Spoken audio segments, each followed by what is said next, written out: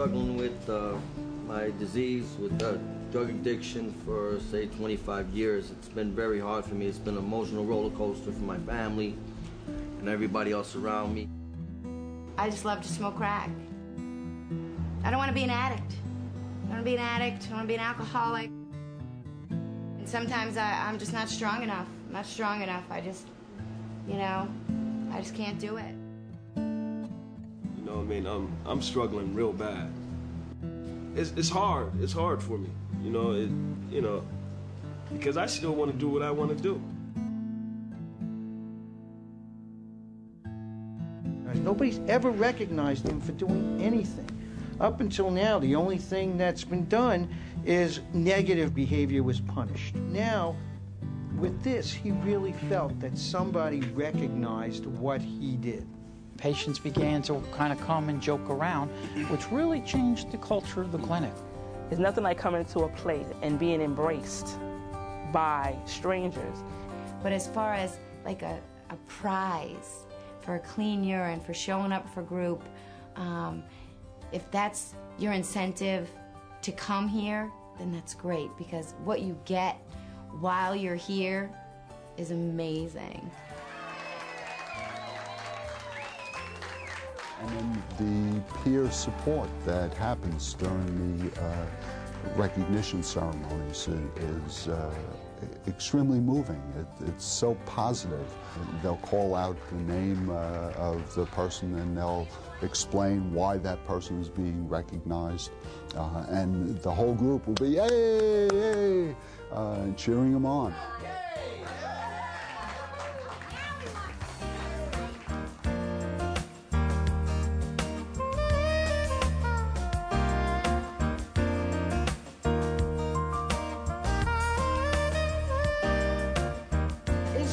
Motivating force for a lot of people, because they're not used to having something given to them without a fear of it being taken back.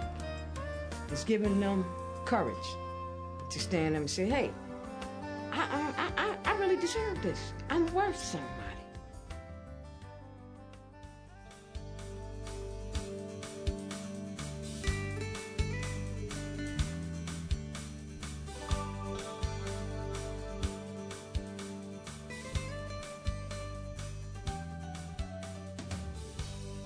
Hi, my name is John Hamilton, and thank you for your interest in what myself and many others believe is an innovative and effective approach for treating the disease of addiction, motivational incentives. Sometimes referred to as contingency management, motivational incentives has been studied in the addiction field for over 30 years. Today, this evidence-based treatment is part of a growing trend to reinforce positive behavior. Honestly, that's a program that will definitely work. It would definitely work for people that have been in a program for a month or more of clean use. And that's from honesty. That's from being there and back. It's worked out very well, because whereas even though we had good attendance at group meetings, of course it's increased, because now instead of only going to 3 meetings, which would entitle them to 1 pull, we have clients going to 9 meetings a week. It's like a whole new way of looking at their lives. Now they do something good and it's recognized as good, and people are giving them credit for good. We saw a significant improvement with our retention rates. Our 1-month retention, 3-month, 6-month had skyrocketed over just 3 quarters. And we attributed that directly to contingency management.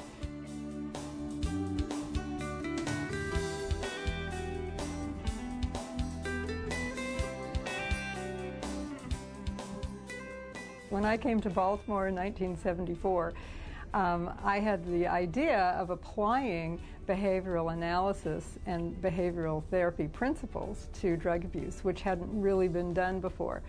And so we took the very, very basic operant conditioning model. You have a target behavior, you have a reinforcer, you link them together through a contingency, and as B.F. Skinner had shown, you can increase the frequency of that behavior that you're reinforcing. So in 1999, the National Drug Abuse Treatment Clinical Trials Network was established. The purpose of the Clinical Trials Network, or the CTN as we call it, was to bring clinicians and researchers together at the same table to discuss how to improve drug abuse treatment throughout the country, really, but to do it primarily through conducting effectiveness research in community treatment settings. Now we wanted to know, do these incentive programs that have worked so well in the small sample trials, do they also still work when they're implemented in real-life, real-world community treatment programs? In all, we enrolled 800 patients in this MIDAR study, and that is incredible. It is the largest multi-site trial of motivational incentives that's ever been conducted, and that was something that we were very proud of.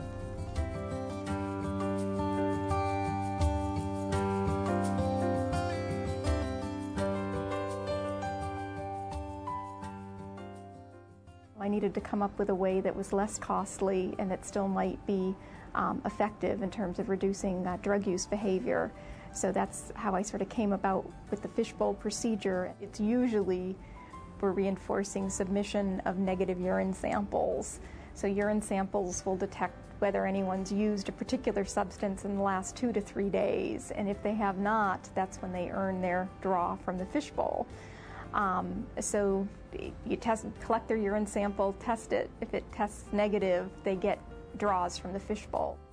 So your first clean sample, it's usually 1 draw from the fishbowl. If you're clean 2 times in a row, it's 2 draws. 3 times in a row, 3 draws, and so forth.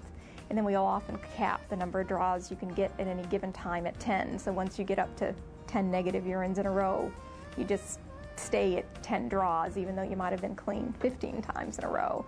And important features associated with that is if you miss a urine sample because you don't show up at the clinic a day you're scheduled, or you test positive, or you refuse to give a sample, all that would reset the number of draws you get the next time you're clean. I've had a lot of my clients say to me, you know what, this has changed me. This helped me stay clean. And it wasn't just the prizes. I've even had people who weren't even in the CM group actually enjoy, who had to do the urines and whatnot, enjoy it. She was telling me that being in the program was helpful to her because when she was thinking about using during the weekend, she would be thinking about coming in on Monday and wanting to be clean so that she could get picked. Even this morning, in a group I did this morning at the hospital, one of the patients said, I really love coming here. This is like the first time I ever felt like I belonged somewhere. One of my patients also said that it's so nice to be acknowledged for doing something positive when they're so used to being acknowledged for always doing negative behaviors.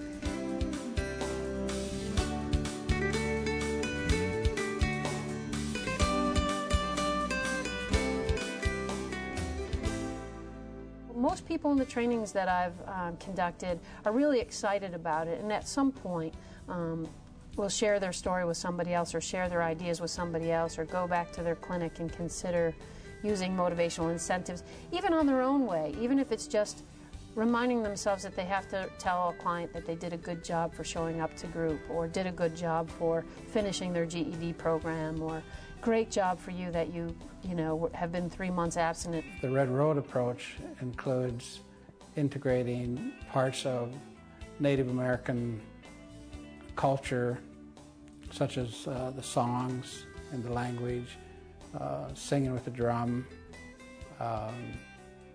stories, legends, could be even foods and dress. The second part of that would be the spiritual parts, and that would be the ceremonies. I mentioned the voucher incentive program, which is a perfectly viable way to do it. Simply reward points to patients each time that they perform their target behavior, and then those points can be worth money and they can accumulate in an account, and the patients can then choose the kind of rewards that they want.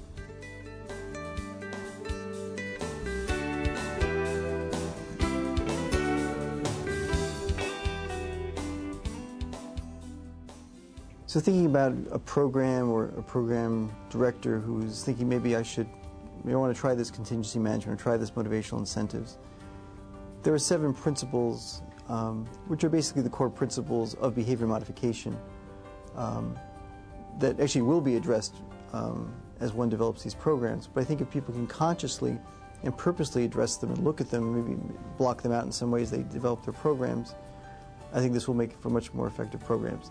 And typically when things go wrong in a behavior modification setting, it's because one of these principles has in some ways not been followed, or it's been violated, or it's been poorly administered in some way. So the 7 principles are: 1, we need to figure out what is the target behavior that we're interested in changing. 2, what's the target population, what's the group or subgroup that we're interested in focusing our attention on. 3, what is the type of reinforcement? What are we actually going to give people? What is the magnitude of the reinforcer? How much reinforcement are we going to give? What is the frequency of the reinforcement? How often are we going to give a reinforcement or an incentive? And the timing of the incentive. One of the core aspects of contingency management and motivational incentives is that the reinforcer needs to follow the exhibiting of the behavior as immediately as possible, and that the greater the delay between the person's showing a behavior, demonstrating a behavior, and they're receiving a reinforcer, the less powerful that reinforcer is going to be. And then lastly, the duration of the incentive program. How long is it going to go on for? Clinicians were smiling and thanking us for this and saying that they didn't believe it was going to work, but you know, here it is, it's working. And they like it. They like being thanked for helping them, the patients, achieve goals. There are benefits for everybody in this. It's not only, it's certainly the patients who are then not fighting with the counselors, but it's the counselors also not fighting with the patients. And the whole environment, the whole ambience of the clinic has essentially changed in the last 5 years. We hear things from our staff like, I can't wait to come to work in the morning. I think contingency management is really the most powerful psychosocial intervention for addictions that there is. I wasn't a big fan. I thought that people should go to treatment because they wanted to be well. But now, working there, I see contingency management do have a major impact on their change in behavior and attitudes towards treatment. What they need is hope and faith, and this is an intervention that offers clients hope and faith. So we really believe that this is the way to go. It's, I don't know, that's just a loss for words. It's all of a sudden I've had a couple of lousy days, today's beautiful. You know, and it kind of shows me that it does work. It has built a structure, an inner structure, that I don't believe was there before. This program has done a lot for me, you know. And it lift my self-esteem up, you know. It made me feel self-worth something, you know, want to do something with my life. And I feel good. I feel real good. Why shouldn't we reward our clients for clean urines, for showing up for treatment? You know, they've been so beaten down and they finally crawl in our doors. And how nice is it that we can say to them, you know what, you did good, you stayed clean. Pick a reward for doing that. So I think it's a great opportunity to show our clients that they're worth something, because if it doesn't start with us, where will it start? If you would like to learn more about celebrating success for recovery and retention, contact your regional Addiction Technology Transfer Center. And thank you for your interest in helping us all improve the field of addiction treatment.